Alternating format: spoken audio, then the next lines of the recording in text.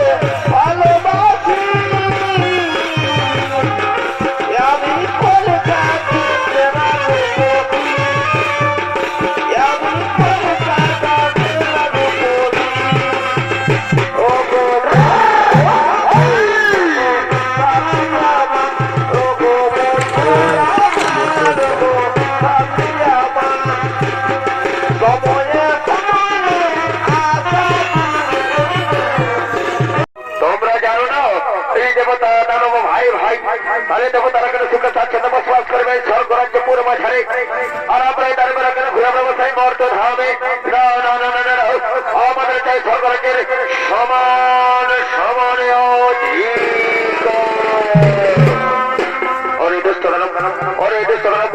এই স্বর্গরাজ্যের অধিকার চাও তাহলে মনে হয় তখন ভরসা করার